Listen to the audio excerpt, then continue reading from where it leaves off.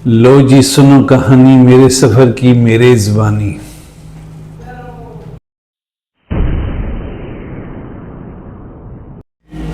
लें जी, आज की वीडियो शुरू करते हैं। आज हमारा टॉपिक है मेरा सफ़र मेरे सफ़र की कहानी।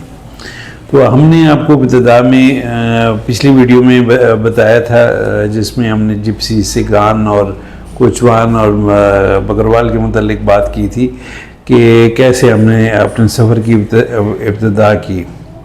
आज हम उससे थोड़ा आगे चलेंगे कि हमने अपने सफ़र कैसे जारी रखे और अपने सफ़रों की कहानी क्या है। तो सफ़र तो बहुत किए, उससे पहले उसके बाद जो ज़ाहिर बात है छोटे होने के सफ़र, आपको पता है छोटे छोटे सफ़र याद नहीं रहते, लेकिन जो मेरी नक्श पे रह गए हैं, मेरे दिमाग में, मेरे जहन में रह गए हैं, उनमें हैं जनाब पहला सफ़र जो मैंने दूसरी क्लास में ही किया था, वो था तरबेला डैम का। तरबेला डैम का उस वक्त हमने नाम सुना था और हमारे स्कूल टीचर अल्लाह जन्नत नसीब करे उनको, मास्टर अमीर हैदर साहब को और तमाम दोस्त और मेरे हम मकतब साथी जो सुन रहे हैं, वो देख रहे हैं ये वीडियो, उनके लिए है कि हम सबको एक दफ़ा सूरह फातिहा मास्टर अमीर हैदर साहब के लिए पढ़नी चाहिए। तो मास्टर अमीर हैदर साहब और अल्लाह जन्नत नसीब करे उनको और उनके दोस्तों ने कुछ प्लान किया। इन दोस्तों में एक शख्स अभी भी ज़िंदा है, उनका नाम है रफ़ीक साहब। रफ़ीक साहब अभी अपना स्कूल चलाते हैं, शहीन स्कूल के नाम से, और वहाँ में उनकी शहीन कैडेट एकेडमी है और वहाँ पे वो कैडेट तैयार करते हैं। नफीस इंसान है, मैं उनको पसंद भी बहुत करता हूँ। तो इन सब लोगों ने प्लान बनाया और हमें बच्चों को लेके, स्कूल के बच्चों के साथ लेके, और मुझे अच्छी तरह याद है कि उस वक्त मेरे हिस्से में 7 रुपये आए थे। 7 रुपये दे के हमने ये ट्रैवल किया था। बेडफोर्ड वैगन थी और बेडफोर्ड वैगन पे हम बैठ के तरबेला डैम गए। उसके साथ दूसरे हमारे उस्ताद मोहतरम थे, वो थे मास्टर इस्माइल साहब। मास्टर इस्माइल साहब को भी अल्लाह जन्नत नसीब करे, फौत हो गए। तो ये सब लोग लेके हमें गए, और अगर किसी दोस्त बाप के पास इसकी कोई फ़ोटो रह गई है तो प्लीज़ मेरे साथ शेयर कर ले। ख़ास तौर पर मेरा मकसद है आसिफ, सुहेल, इन लोगों के पास अगर कोई फ़ोटो वगैरह है तो प्लीज़ शेयर करें। तो जी हम सुबह सवेरे एज़ अर्ली एज़ पॉसिबल हम लोग स्कूल में इकट्ठे हुए। फिर स्कूल में हमने गुत्थम गुत्था भी होते थे, मतलब लड़ाई झगड़े जैसे होते हैं, हम ऐसे शुरू किए। और उसी के साथ बेल बज गई, कोई जिन लोगों ने जाना है वो गाड़ी में बैठे। वो छुट्टी का दिन था और हम बैठ के गाड़ी में चले गए तरबेला डैम। सफ़र कैसा कटा, किस तरह कटा, ये तो मुझे अब याद नहीं है, लेकिन इतना मुझे याद है कि हम तरबेला डैम जब पहुँचे तो वहाँ पे पानी, बहुत ज़्यादा पानी का वाफर ज़ख़ायर थे, और किसी किसी जगह से जहाँ पे टरबाइन चलती थी तो ऐसा लगता था जैसे ये पैकिंग मटेरियल होता है ना, तो इसको हम किसी दौर में समुंदर की झाग कहते होते थे। तो समुंदर की झाग की तरह ऐसे वहाँ से टरबाइन से पानी निकल रहा था। ये मेरे लिए इंटरेस्टिंग था। और उसके बाद जब हम शहर में, करीबी शहर में आए, तो वहाँ पे सब्ज़ चटनी, मूलियाँ, और ज़ाहिर बात है KPK में बंदा गया वो तो चपल कबाब ना खाए, तो चपल कबाब खिलाए और ये सफ़र इस तरह खुशगवार रहा। अब ज़ाहिर चपल कबाब खाने के बाद वापसी पे जो मुझे याद है अच्छी तरह कि मेरे हर हम मकतब साथी ने जो वॉमिटिंग की, ज़ाहिर बात है मोशन सिकनेस की वजह से वॉमिटिंग्स हुई, वो तो उफ सबके कपड़े जब घर पहुँचे तो लथड़े पथड़े हुए थे और उल्टियों की स्मेल के साथ। और आते साथ ही मुझे याद है कि मेरी मम्मा ने तो मुझे नहला दिया था और नहला के कपड़े चेंज किए थे। बहरहाल ये सफ़र इस तरह काट गया। इसी के साथ दूसरे सफ़र जो मेरा इसके साथ शुरू हुआ वो आपको बताया था पिछले में कि वालिद साहब भाई की शादी की दावत देने के जा रहे थे वहाँ में, तो हम भी उनके साथ बैठ गए। तो तीसरा सफ़र भी मेरा जो है ना वो वालिद साहब के साथ था। ऐसा हुआ कि रात को वालिद साहब आए, उन्होंने कहा जी कि वालिद साहब उस वक्त नहीं कहाँ पे थे मुझे नहीं पता, लेकिन उन्होंने घर से जाना था चकवाल, घर छुट्टी पे आए हुए थे या क्या था, लेकिन चकवाल जाना था।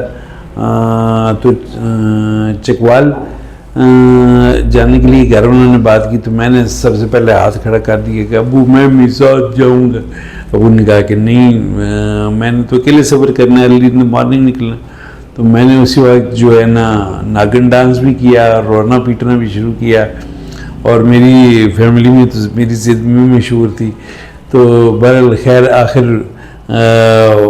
वालिदा की सिफारिश के बगैर कोई काम होता नहीं है, तो अम्मी ने सिफारिश की और यूँ ये मेरा सफ़र शुरू हुआ। और हम अब्बू के साथ तैयार हो गए। अच्छा, इसी के साथ साथ अब ज़ाहिर बात है कि मैं जाऊँ और मेरे साथ मेरा दुम चला ना हो, यानी मेरा कज़न साथ ना हो, ये पॉसिबल नहीं है। तो थोड़ी देर बाद आसिफ को भी पता चला कि मैं जा रहा हूँ, तो उसने भी आके वही काम किया जो उससे पहले मैं कह चुका था। और थोड़ी देर बाद वो मेरी चाची को यानी अपनी अम्मी को भी लेके आ गया, और उन्होंने भी कहा जी कि वालिद साहब को वो कहते थे लाला लाला, इसको भी ले जाएं। और आसिफ मेरे अब्बू को अज्जी कहता था, अज्जी कहते हैं ताए को, अज्जी जी मैंने जाना ही जाना है। और हम यूँ दोनों भाई बैठे वालिद साहब के साथ। सुबह हमारे गांव से गाड़ी निकलती थी उस वक्त 4:30 बजे। आप अंदाज़ा लगा लें कि हम 4:30 बजे तैयार होकर वालिद साहब के साथ चकवाल के लिए निकल पड़े।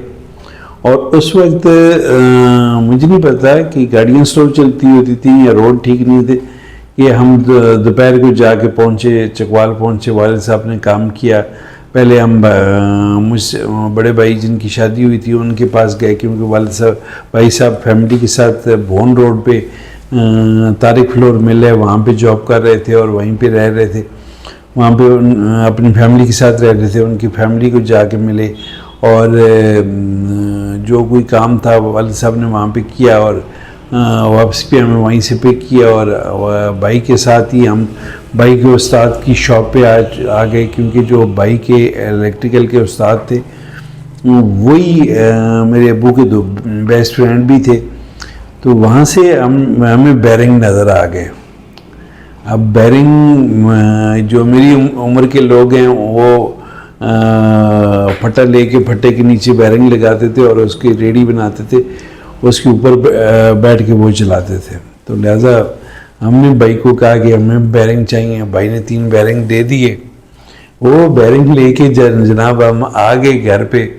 तो घर पे आके हमने किसी न किसी तरफ से ऐसे एक पटा लिया, पटा लेके उसके नीचे बैरिंग लगा लिए, खुद ही किसी न किसी तरह से रेडी बना ली और उसके ऊपर बैठ गए। एक दिन मैंने भी, आसिफ ने भी, और एक और मेरा छोटा भाई है साजिद अली खान, सूबेदार मेजर साजिद अली खान साहब, उन्होंने भी, और कज़न साकिब ने भी कपड़े फाड़ के लेके आए। फिर जो घर में हमारी चित्रौल हुई, चित्रौल तो इतनी ज़्यादा नहीं होती थी हमारे घरों में, मारने पीटने का रवाज नहीं था, लेकिन जो ज़बानी तौर पे चित्रौल होती है ना वो बड़ी सख्त होती है, तो वो बर्दाश्त की। तो ये था हमारा दूसरा सफ़र। तीसरा जो इसी साल का यानी 82 का मेरा तीसरा यादगार सफ़र था, वो सर्दियों की छुट्टियों में था, पिंडीगेब का सफ़र। वही बात, पिंडीगेब में आगे, पिंडीगेब से आगे निकल के टोकजेड़ा के नाम से गांव है जहाँ पे मेरे ननिहाल है और 3 अदद खाला रहती थी। तो 82 में हम सर्दियों में की छुट्टियों का इंतज़ार था कि हों सबको, क्योंकि मेरे बड़े भाई उस वक्त हाई स्कूल में पढ़ते थे, मैं प्राइमरी स्कूल में था।